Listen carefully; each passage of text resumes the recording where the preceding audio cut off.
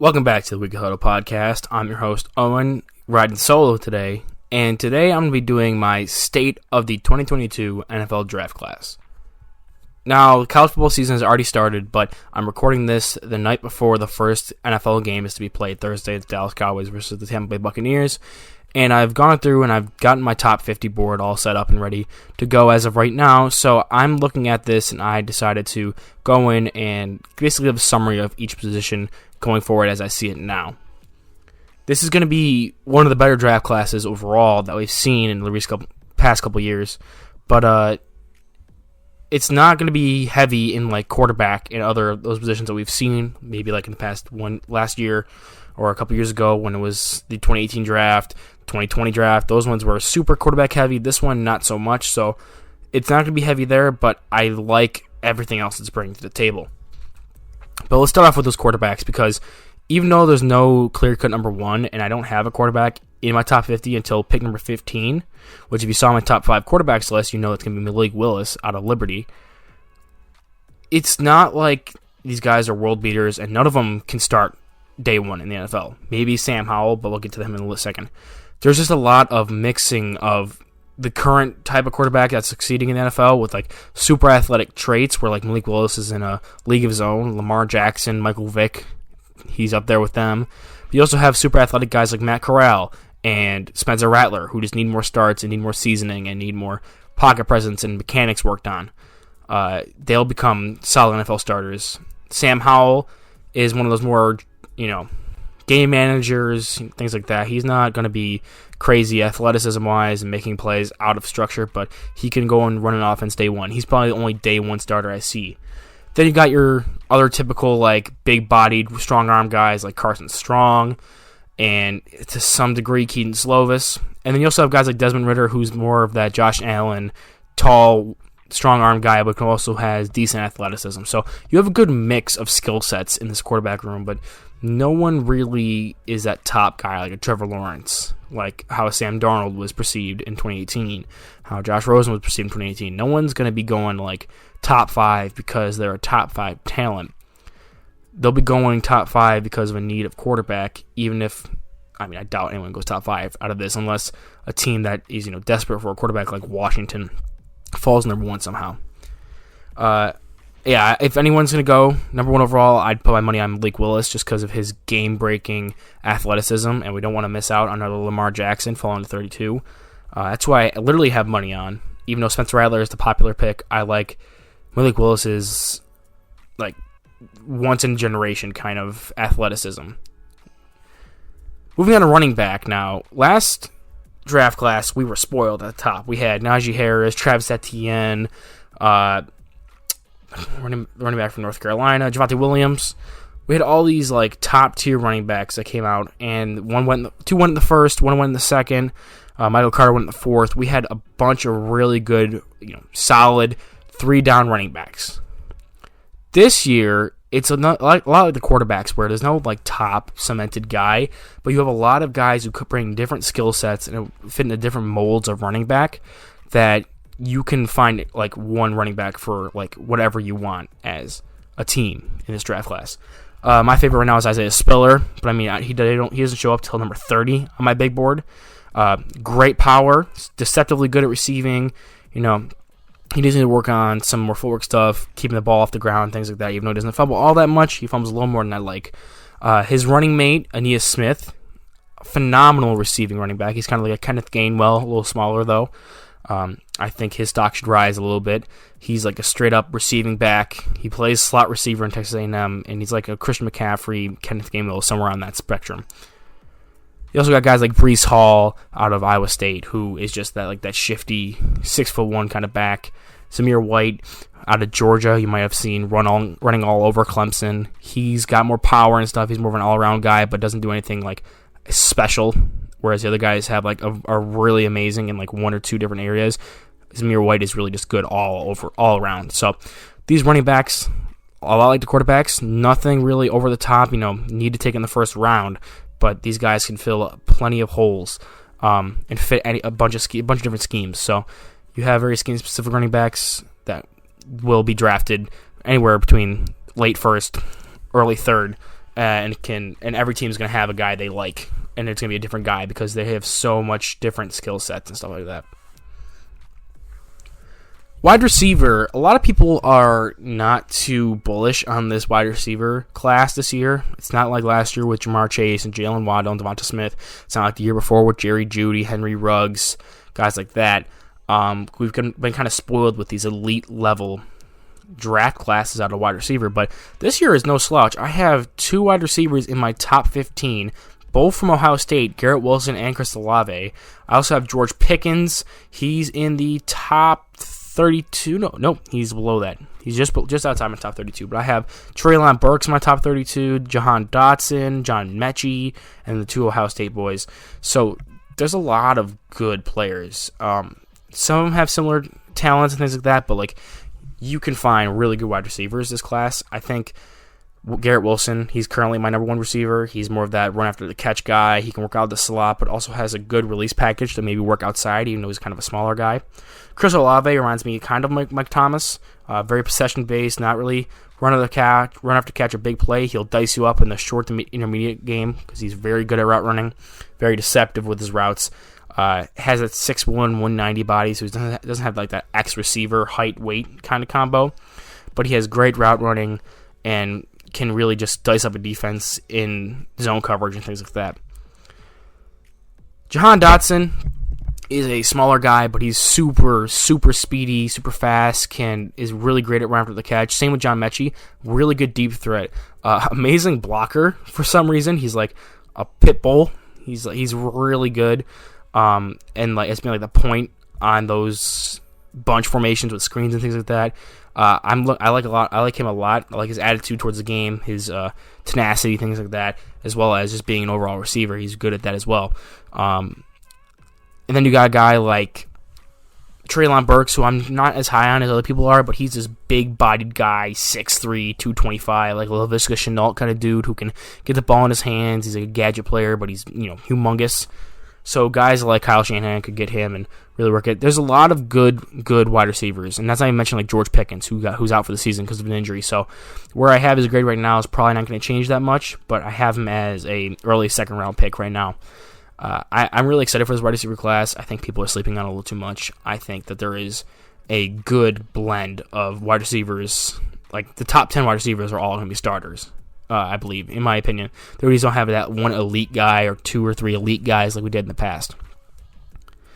Tight ends, again, very solid, but there's no Kyle Pitts. I don't think there's ever going to be another Kyle Pitts. There's no Kyle Pitts. There's no O.J. Howard. There's no Noah Fant. There's no T.J. Hawkinson. There's no elite or even like really great tight ends. The only one that can come close to that is like Jaleel Billingsley, tight end out of Alabama, but he's more of like that hybrid receiver tight end, kind of like a Kyle Pitts, but not nearly the level of talent that he was. So he still is kind of green. It's based off of very few snaps, and Alabama doesn't really play him all that much outside of like passing downs.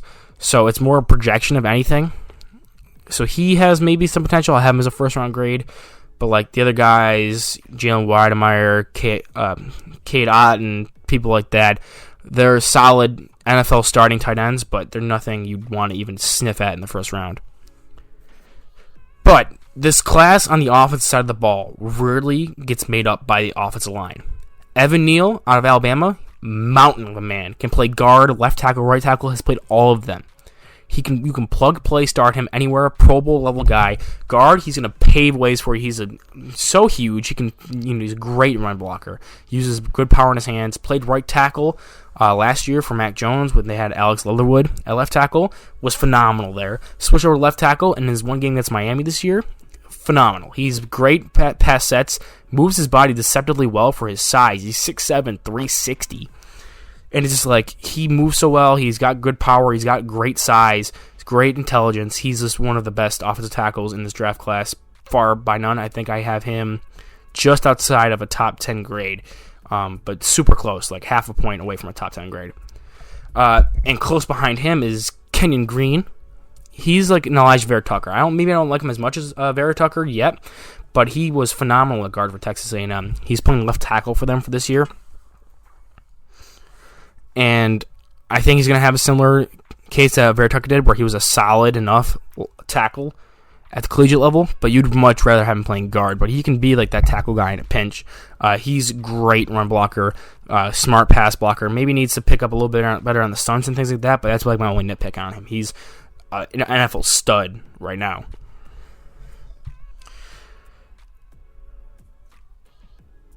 Then you got a guy like Jackson Kirkland, who is the most natural pass blocker in this draft class. He's not that great at run blocking as of right now, but that can be taught very easily. Another guy who's 6'7", 310. He has the height and weight to be able to be a great run blocker, and it's much easier to teach run blocking in the NFL than it is to teach pass blocking, which he just hasn't naturally come to him. He reminds me a lot, if it's a bad comparison because he didn't really pan out, but the offensive tackle from Washington State, his name is, I can't remember, Andre Dillard. He reminds me a lot of Andre Dillard, but unlike Andre Dillard, he has the mechanics and the size and the ability, and he hasn't had the injury history. So I think he'll be able to transfer well. I honestly think this is one of the best interior offensive line classes in the past few years. Like last year we had Vera Tucker and then Jackson Carman I liked a lot, but like outside of that there wasn't anything like elite. We have elite talents like Kenyon Green. You look at Darian Kennard, who plays right tackle for Kentucky. Monster of a man. 6'5", 345.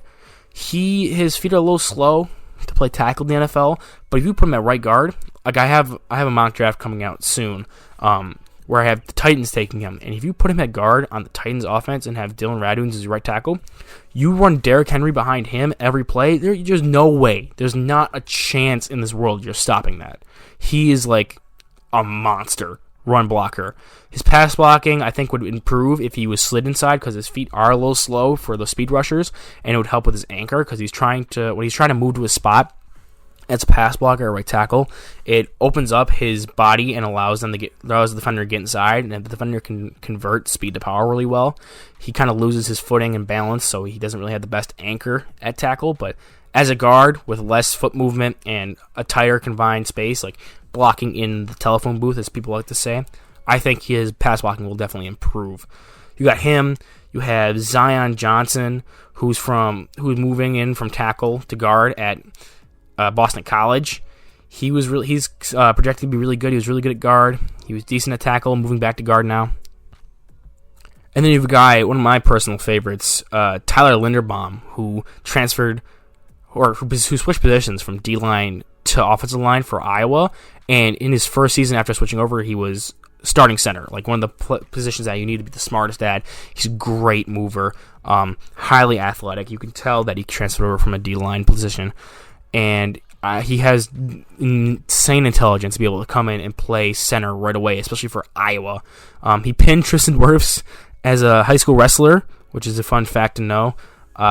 And I just think that like he has the highest ceiling of all the interior offensive linemen. Maybe not as big as like Darian Kennard, but like he's not up there with like Kenyon Green yet. But he can probably surpass him in a few years after just getting more and more reps, especially at the NFL level with NFL coaches.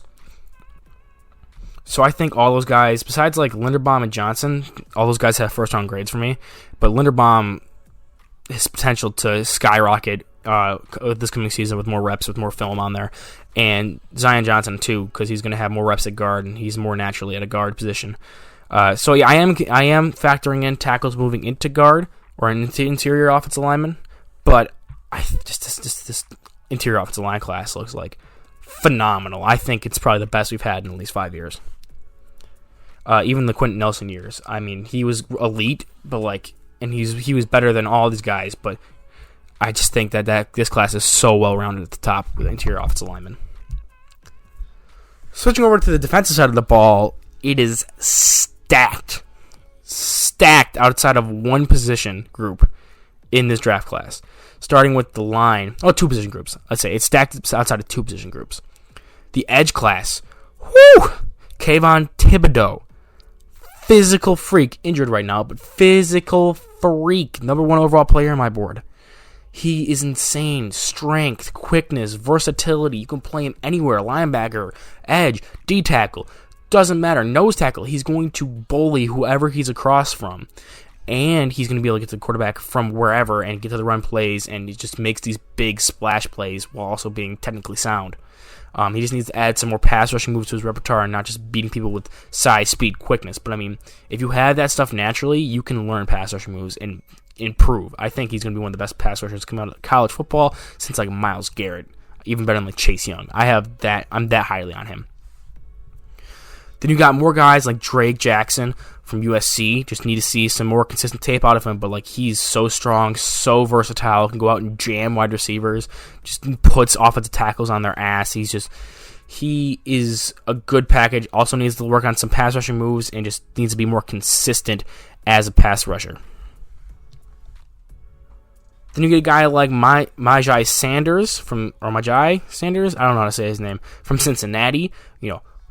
Blistering first step, really athletic. Just needs to work on run defending a little bit. He is one of my sleepers for this edge rushing class. He's going to be an instant starter right away as a pass rusher, maybe a third down specialist out of the gate. But he can even at how much does he weigh? He weighs 255. He is able to just bully some linemen and even reduce down into a D tackle position for Cincinnati, and still win in those spots with quickness and things like that against guards. So I think he's one of the sleepers in this class. Even bigger sleeper, I think. I'm going to jump down my board a little bit to number 40. Kingsley Enagbare. Elite athleticism at the edge position. Just needs to get more polished. His hand technique is all over the place, but like he just runs around people out there at South Carolina. Then you got these guys who can reduce inside on these big body, like I like to call them the Baltimore Raven edge rushers, like George Karlaftis, who had a phenomenal freshman season at Purdue, opted out last season. He's back now. He bullies people as a freshman. He was huge. He's going to be bullying people this year too. You got a guy like Aiden Hutchinson, technically sound, coming out of the Michigan defense. Is going to take over that Kwity Paye, Rashawn Gary role. He reduces down inside to D tackle, can play nose tackle, plays edge, plays 5 tech. He's everywhere. He's another big-bodied guy who can win with power, but also has some pass rushing moves up his sleeve. And then another sleeper who I kind of watched when I was watching Ronnie Perkins' tape. He popped out to me, and I was rewatching his tape again. The ones I watched with Ronnie Perkins, Nick Bonitto. More of a 3-4 outside linebacker kind of guy, but my God, his first step is the best in this class, the best I've seen maybe ever. He's kind of smaller, though. He's at 240, but I mean, he can win with speed and bending at both the hips and ankles with that first step, and then getting around off his tackles. Has a flurry of different pass rush moves. He knows where to find the ball. He can sniff the ball out and run defense and make plays behind the line of scrimmage and at the line of scrimmage. He just doesn't have that solid strength with a lack of weight. Moving into the weakest part of this class overall, I believe, even weaker than quarterbacks and running backs, D tackle. Outside of one guy, who we'll get to in a second, who is tied for number 1. He's same grade as Kayvon Thibodeaux. We don't have it much, like our next guy besides him, who's tied for number 1, so technically number 2. I've ranked him number 2. I'm trying to find where my next D tackle even is. 42. So it's a very top-heavy, number 1 kind of guy, and then the other guys are more specialists. So the specialists are like Zachary Carter, who's more of that pass rusher, 5 tech, 3 tech, gap shooter kind of guy coming out of Florida. And then the other guy I have right here in my top 50, actually he's just outside of it, 51, Joseph Davis, D tackle out of Georgia. You may have seen him wrecking it and not being able to get moved off the ball against Clemson. But he's just a gigantic nose tackle who has the potential to become a better pass rusher and has that kind of motor and explosiveness you don't really get in a guy who's 6'6", 340. He just needs to be more consistent pass rushing wise. But I think he is special with his size, so he's definitely going to be probably like a late second rounder, early second rounder, depending on how well he does this season. But let's talk about DeMarvin Leal, I believe it's pronounced. He is a D tackle / DN / edge rush, 6'4", 290. Looks like he's only like 270. Moves like he's only 270, but he's 290. Power, pass rushing, run defending. There's nothing this man can't do elite levelly. He just needs more of a seasoning, I guess, is the only real knock I have. He's like almost the perfect D tackle prospect, like Quinton Williams, but if Quinton Williams carried himself 20 pounds later and can move all around the defense and rush off the edge and not just up the interior. He is phenomenal. If Kayvon Thibodeaux wasn't such an athletic freak, he would be blowing past him. He's insane. You need to check out DeMarvin Leal's tape. He just, oh my God, I haven't been this excited for our defensive tackle prospect since Ed Oliver. And then moving on to our other weak point on the defense, we got linebacker here. Still some good guys, still some high-level athletes, smart players that just need more game film to put out there, just need more time in the starting spotlight kind of thing. Christian Harris out of Alabama, 24th overall on my board, just missing the first-round grades. Very smart, was really, really intelligent and a good player, being so young in that Nick Saban defense. Him playing next to Dylan Moses last year, when I was watching Dylan Moses' tape, I saw him and I was like, who the hell is that guy? He just looked night and day better than him, and Dylan Moses obviously went undrafted, but there was a lot of hype around Dylan Moses coming into that season, or the season before he tore his ACL. So just seeing him next to Moses and just like blowing him out of the water in every single facet, he's very good at pass coverage. Like, he's criminally underrated in that position. But run defending is a little place where he needs to get a little better at, really attacking gaps. But other than that, like block deconstruction, attacking gaps, there's small rooms for improvement where he can probably sneak to the first round if he gets those things down. But like with his age and what he was able to show, and being on the Alabama defense, I think he has one of the best upsides at linebacker in this draft class. And he's probably going to sneak into the first round, in my opinion. But another guy who probably could potentially pass him is linebacker out of Penn State, Brandon Smith. Freak of nature. He is 6'3", 241, can run a 4'3", 4'4", 40. Like, he can cover ground like no one else can, lays the wood, big hitter. Pass coverage, though, and run defending, he needs a little more polish. Needs to be able to find someone to cover out in pass coverage and be able to hit those holes really well. But he's got the size, speed, length to play linebacker at an elite level, total range, kind of like a Devin White level athlete. Just needs to put everything together mentally and really slow the game down for himself.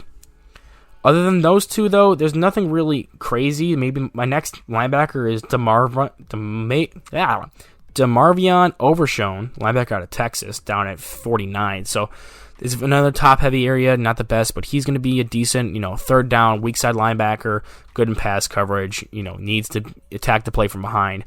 There's a lot of those guys. Same with Brandon Smith. He needs to attack the play from behind, despite being the size he is. Needs to be kept clear to be able to make plays. So the linebackers, no one really is popping out to me as like that first round guy, but those two guys, Christian Harris and Brandon Smith, keep your eyes out for them. They have potential to be big risers and have already shown their potential. They've already shown it and could probably be solid, if not great, NFL players.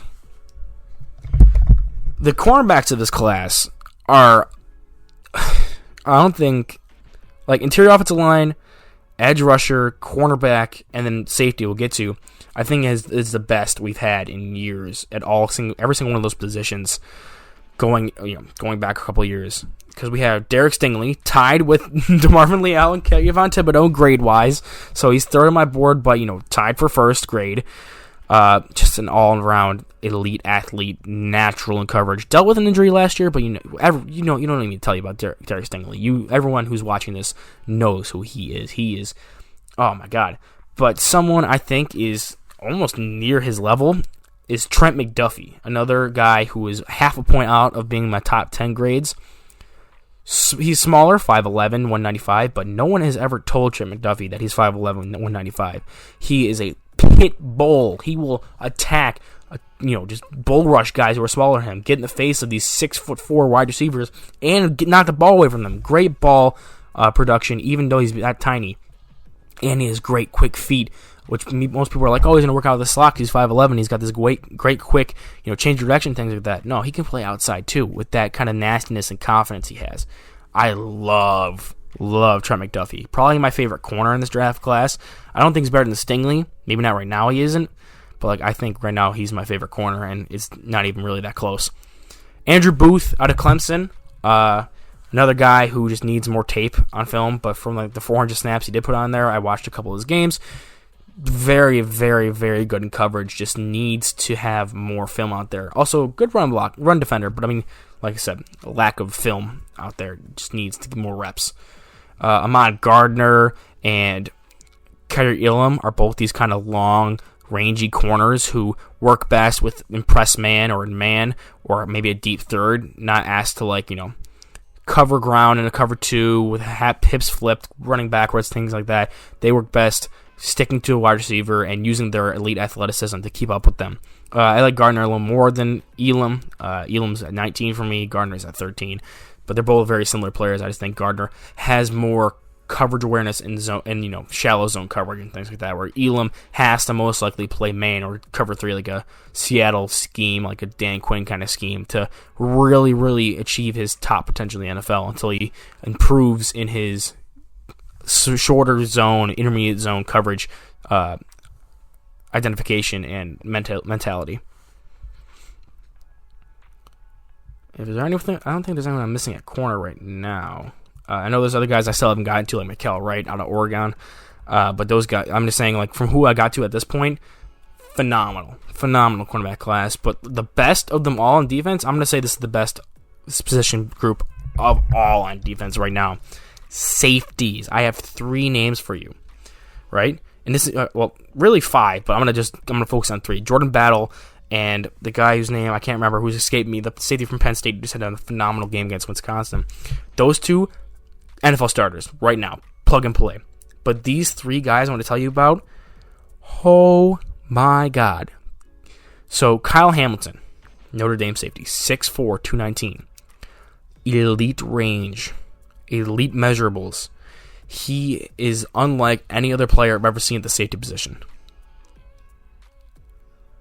And he's like, there's no one who's ever come like this. If you need someone to guard a Kyle Pitts, you get Kyle Hamilton. He's so tall, so long. He just needs to improve a little bit better in man coverage and reacting and coming down on those run plays and not overshooting his angles. But other than that, I think he can probably improve, and he could potentially be the number 1 overall player in this draft class for me at the end of this. I know he had a really good game against, I don't remember who they played this past Saturday, but they went to double overtime. But you know what I mean. He's a freak at this position. No one has ever come before him that was like this at this position. Closest comp is Derwin James, but Derwin James wasn't this tall and long. It's, oh my God, and without the injury history, it's just so amazing. But there is one better, but I'll get to him in a second. First, Daxton Hill, speed demon, safety out of Michigan, so he's going to be smart, Harbaugh coached. He is very, what's it called? The word is fading me right now. Steadfast, good mentally in his coverage zones. He's a little iffy on the run blocking, could probably use a little more tenacity to go up and really get it in someone's face, but he has the best range of this class. Could really be a 4-2 runner at safety, which is phenomenal. He can play that deep free safety, 20 yards off the ball, and cover the entire hash-to-hash, numbers kind of thing, where no matter where you throw it, he's going to get to the ball before he's going to close those windows really quickly, and he's going to get to the ball just as the receiver is too. So there's going to be mostly contested catches when he's back there at free safety. But the best safety of them all, Brandon Joseph out of Northwestern. Half a point better than Kyle Hamilton, but he is so good. Run defending, zone coverage, man coverage, ball skills. There's nothing this man can't do. And you know what the crazy part was? All of them I watched of him, redshirt freshman film. He's picking off one-handed passes, locking down some of the most elite players of Ohio State, man-to-man coverage, playing these complicated deep cover 4 zones, and is just able to stay home and take away 2 routes at a time just from good leverage and things like that. He is so good.